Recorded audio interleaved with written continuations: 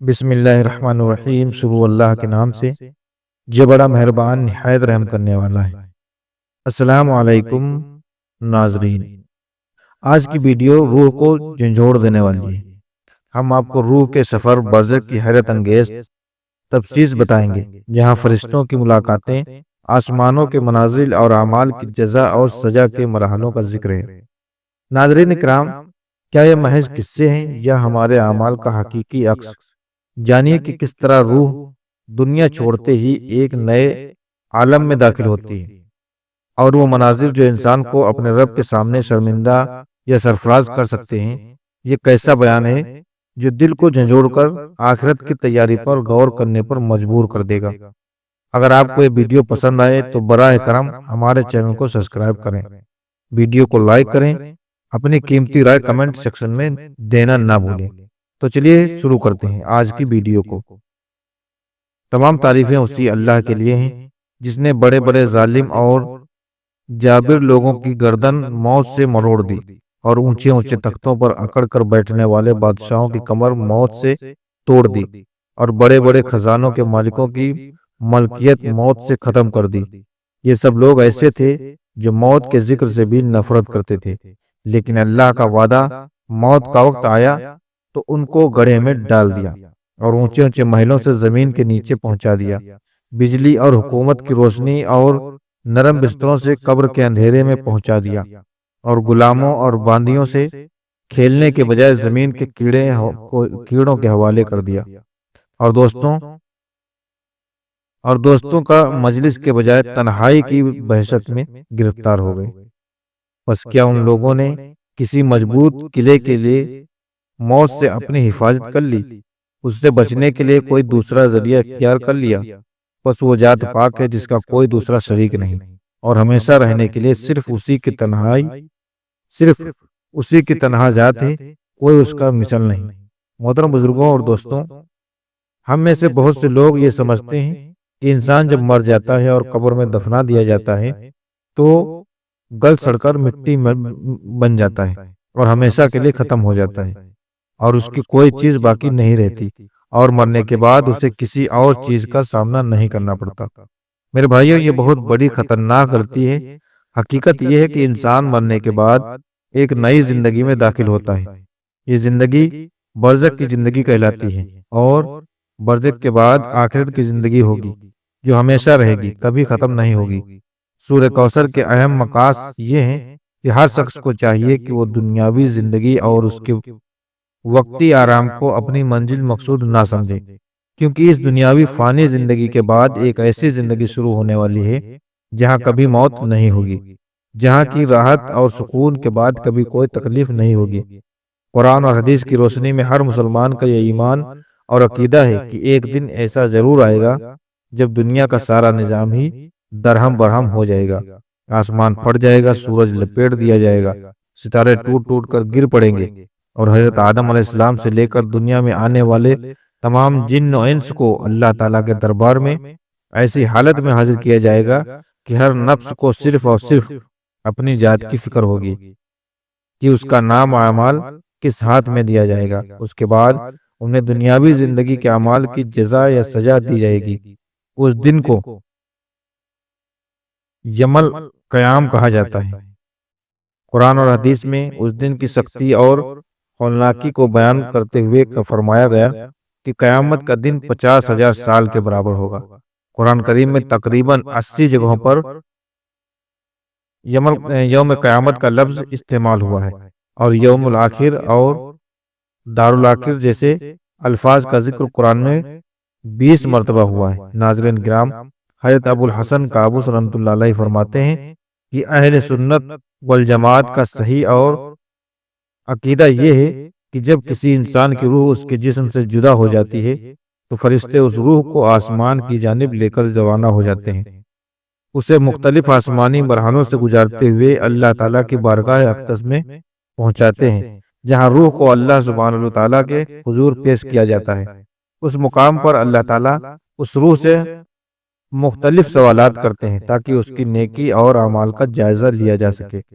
اگر وہ روح نیک اور صالح اعمال ہے اور وہ روح اللہ کے نیک بندوں میں سے ہوتی ہے تو اسے روح سعید کہا جاتا ہے، یعنی خوش نصیب اور قیامت اور کامیاب روح۔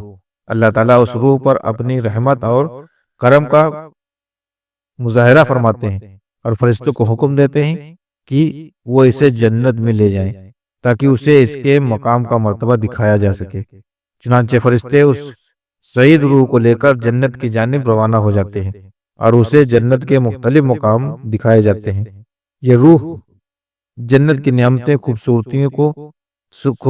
جنت کی نعمتوں، خوبصورتیوں اور سکون کو دیکھ کر خوشی اور راحت محسوس کرتی ہے۔ یہ روح جنت کی ان خوشبوؤں نے مناظر اور نعمتوں کو دیکھ کر اللہ تعالیٰ کا شکر ادا کرتے ہیں۔ فرشتے جنت میں اس کے لیے مخصوص مقام کی نشاندہی کرتے ہیں اور اس سے بتاتے ہیں کہ یہ جگہ اس کے لیے دنیا میں کیے گئے نیک اعمال سے ملی۔ یہ مبارک روح جنت کی نعمتوں کا مشاہدہ کرنے کے بعد اپنے اس وقت کے لیے منتظر رہتی ہے جب قیامت کے دن اسے ہمیشہ کے لیے نعمتوں سے نوازا جائے گا۔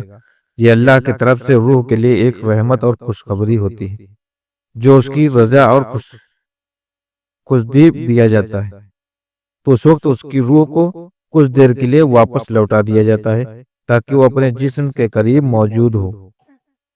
علماء اور بزرگوں کے بیانات کے مطابق میت کی روح کو غسل اور کفن کے دوران جسم اور کفن کے درمیان رکھا جاتا ہے۔ اس لمحے میں میت اپنے ارد گرد کے ماحول سے کسی حد تک آگاہ ہوتی ہے۔ جب میت کو غسل دے دیا جاتا ہے اور اسے کفن پہنا دیا جاتا ہے تو اس کی روح جسم کے قریب موجود ہوتی ہے۔ جیسے ہی جنازہ اٹھایا جاتا ہے، میت کی روح لوگوں کی باتوں کو سن سکتی ہے۔ وہ غور کرتی ہے کہ کون اس کے بارے میں اچھے خیالات تعریف کر رہا ہے اور کون بری باتیں کر رہا ہے۔ یہ وقت ایسا مرحلہ ہوتا ہے جس میں میت کو اپنی زندگی کے اثرات اور اعمال کے بارے میں اندازہ ہو جاتا ہے، کیونکہ وہ محسوس کر سکتی ہے کہ لوگ اس کے بارے میں کیا سوچتے ہیں۔ پھر جب میت کو قبرستان پہنچایا جاتا ہے اور نماز جنازہ ادا کی جاتی ہے تو ایک اہم مرحلہ آتا ہے۔ دفن کے بعد میت کی روح کو دوبارہ مکمل طور پر جسم میں لوٹا دیا جاتا ہے۔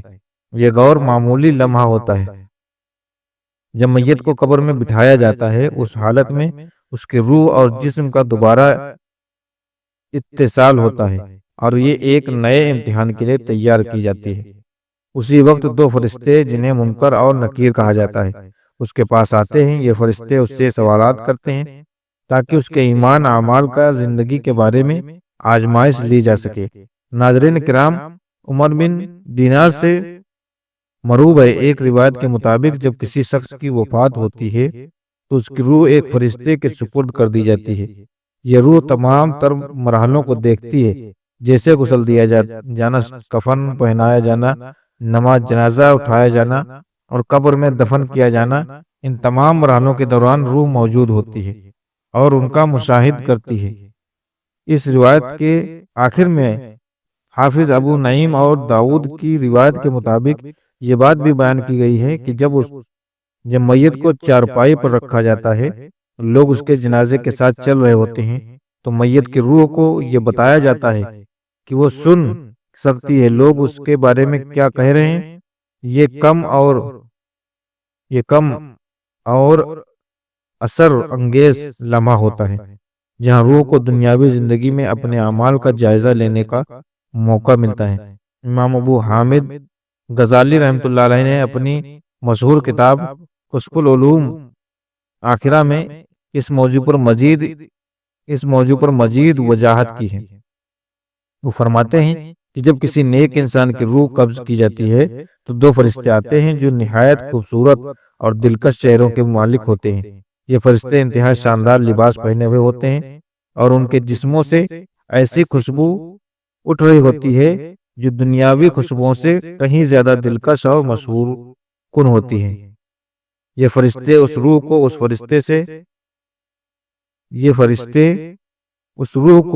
فرشتے سے وصول کرتے ہیں جس نے اسے قبض کیا ہوتا ہے۔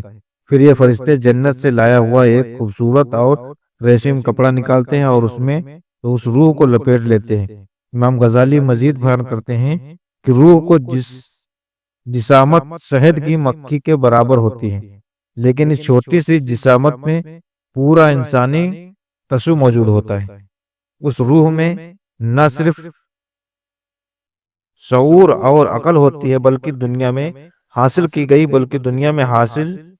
کی گئی تمام تر معلومات اور علوم اور فنون کا خزانہ بھی موجود ہوتا ہے۔ چنانچہ جب انسان کی روح قبض کر لی جاتی ہے تو فرشتے اس کو لے کر فضا کی طرف بلند ہونے والے لگتے ہیں۔ راستے میں جہاں جہاں سے یہ روح گزرتی ہے وہاں اسے دیکھنے کے لیے پچھلی امتوں کے افراد اور تمام انسان جن کا انتقال ہو چکا ہے اپنی اپنی جگہوں سے ان کی طرف منتجس لشکر کی مانند ہر جانب پھیلی ہوتی ہیں، جسے ٹرس کا ہجوم جو فضا میں بکھرا ہوا ہو۔ یہ تمام ارواح اس روح کو دیکھتی ہیں اور اس کے بارے میں جاننے کی خواہش رکھتی ہیں۔ محترم بزرگوں دوستو، یہ تھی آج کی ویڈیو جو آپ لوگوں کے سامنے بیان کی۔ امید کرتا ہوں کہ ویڈیو آپ لوگوں کو پسند آئی ہوگی، اور اگر ابھی تک ہمارے اس چینل پر نئے ہیں تو پلیز چینل کو سبسکرائب کر لیجئے۔ اب ملتے ہیں اگلی ویڈیو میں، تب تک کے لیے اللہ حافظ۔